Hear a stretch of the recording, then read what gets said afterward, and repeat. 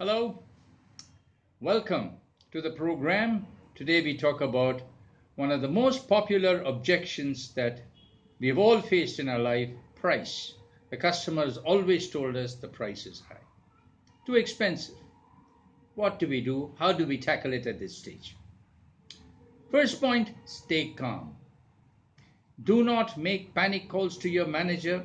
It's a fatal mistake. You do it once and the customer will make you run back and forth continuously. So you must stay calm and instead of reacting, act. Absorb what the customer is saying, filter what you want to say in your head, and then speak. So when the customer says this is too expensive, repeat after the customer. Mr. Sand, what did you say? Did you say it's expensive? Really? What is expensive here? Is it the on-road price? The EMI?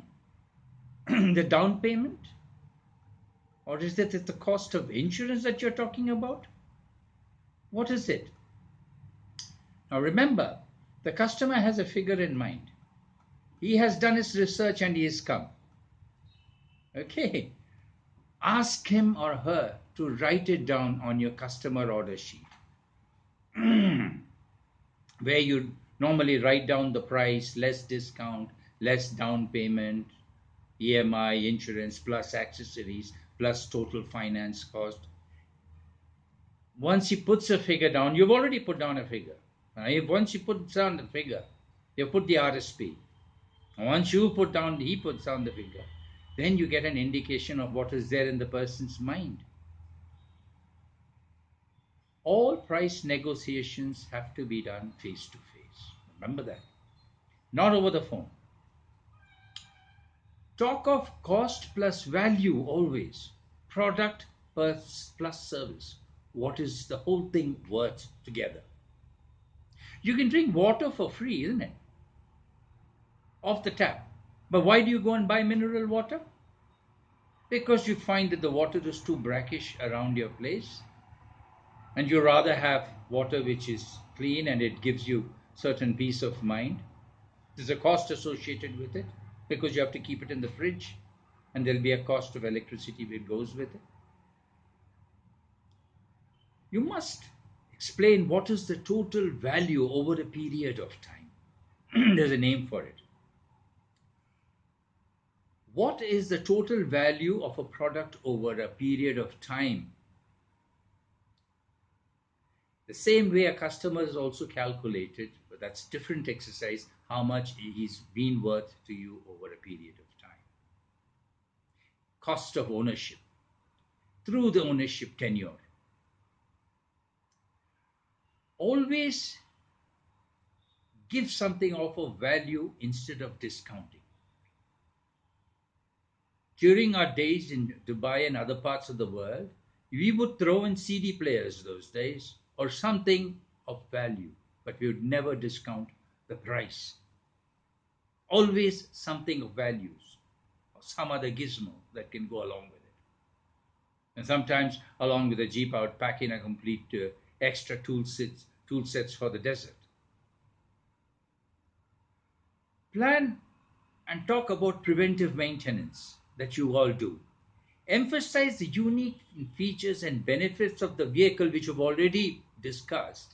And you've already shown it to him that it is best suited for the person's need. Remember the need factor. You're addressing it. Emphasize on your product satisfaction ratio that you've got on the boards. Hopefully you should be having something which says what is your customer satisfaction index, which highlights total satisfaction of a customer. Explain the truth about parts, prices, and service charges. Sometimes a customer will turn around and tell you that your parts are far more expensive than competition. You must have a comparative chart with you there. Many a time, automotive distributors are known to jack up the price by 50% and offer a 45% rebate. Many a time that's thrown on your face. Don't fall for that. Explain the truth, and you can have a competitive chart ready for you to explain. Use guaranteed trade-in allowances, for example.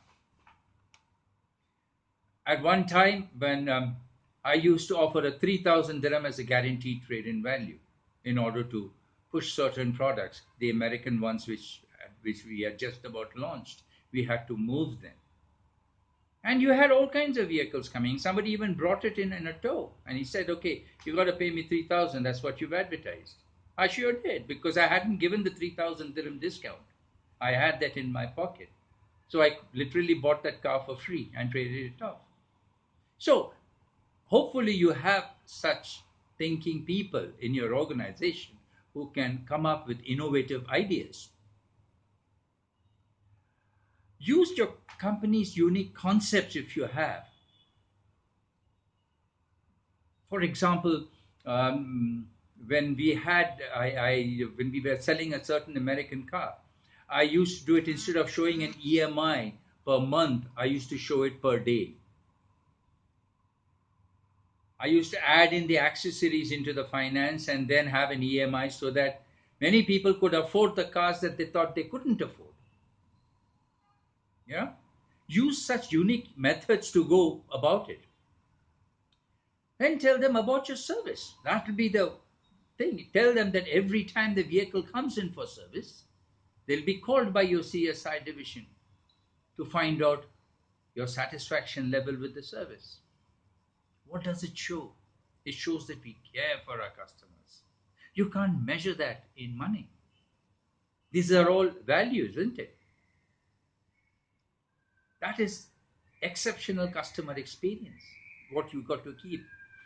Keeping in touch with the customer right through the ownership process and even during the repurchase process is something that is unique. Highlight the benefits of your unique warranty program if you have one. What else can inspire confidence and reliability more than this? Tell them about your service and maintenance contract. I'm sure you would be having something out there. When the customer suddenly starts comparing with other products, make sure he's comparing apples to apples. I mean, he might be suddenly comparing a 3.5 liter with a 3 liter or a 2 liter with a 1.5, whatever. Then give him an example of a 3-ton and a 5-ton AC. They're both air conditioners, but the electricity consumption on the 5-ton will be higher than on a 3-ton. Give equal analogies. So that would help. And get the customer to do the calculations. Recall and understanding are better when they write it down, especially during financial calculations. But there are important tools that you must have with you. Must have. This is called a comparative specification comparison chart, where you have listed down the products by variant. If it's a 1 liter, it's a 1 liter. If it's a 2 liter, it's a 2 liter right around. Manual transmission all in one chart, automatics in all one chart. And then you've got the features written there. Against each feature, there's a value. There are two kinds of values. One is which is a printed value, one is a perceived value. For example, in an automatic transmission, some cars have a sports mode to it. The actual value for that money value could be $3,000. But in my eyes, the perceived value could be $1,200. Use that whenever that is required to be done, cleverly. Another one is the price ladder, which shows you what your price positioning is. I used to call it a pricing index, where suppose a pricing index is at 100, your product could be at 105, the competitor's product could be at 103, or it could be at 100, or it could be at 95, depending on whichever product that is. That's where you do a price positioning and to show the customer where he stands. And in these areas, don't depend on the management to come and provide you with a chart. Do it yourself. That way it'll get ingrained in your mind. It's not rocket science. You have to just put some hard work into it. You just have to take down the catalogs of competition and prepare the charts yourself with your product and the competing product. Put the perceived value. All this can be done by yourself. I don't see why not. I have done it, so can anybody else. So use your mind. And it's interesting. Makes your job more interesting instead of making it mundane. Don't sit around waiting for your management to serve it to you on a platter. Do it yourself. Emphasize on value for money. Value for money is not about being the cheapest. Remember that. The franchise does not have the ability nor the intention to fall into the cheapest category. So you have to convince the customer to believe that he or she is getting the best value for money. The vehicle that they are considering to buy, you must emphasize that's world class quality and reliability. The total running costs, that's primarily depreciation, service, and maintenance, are no more than the competition. Sometimes it could be even lesser. The quality of the after sales service, the premises, the staff, the training that they go through, the equipment, the activities, which makes in turns the customer for a pleasurable ownership experience, unmatched by competition. All this comes at no extra cost. I used to have a Jeep club. I used to conduct something which was called a Jeep Jamboree. And every 4th of March, all the Jeep owners used to assemble and should take them out into the desert for an overnight run. We would spend the day out in the desert, going through various terrains, showing the customers how the product worked in difficult areas, how to extricate themselves out from the sand, then spend the night under the skies, have a barbecue and all kinds of entertainment that would go along with it in a desert. Next day they're back home with their jeeps, very proud of it, and they're happy about it. Similarly, when at a certain company where we were selling Ferraris, we had a Ferrari club. We would drive from Muscat to Dubai and back, spend some time in Dubai and come back. 456 kilometers. But that would give people the feel of their vehicles, something that you can't feel on general traffic. So these are, this is just one or two. There could be so many of them. Could have different kinds of clubs to go with, various kinds of activities, which could make the owner feel good about owning the product and joining your franchise and joining your organization and buying the product. And all this is at no extra cost. I hope you'll use all this and I wish you the very best. See you around.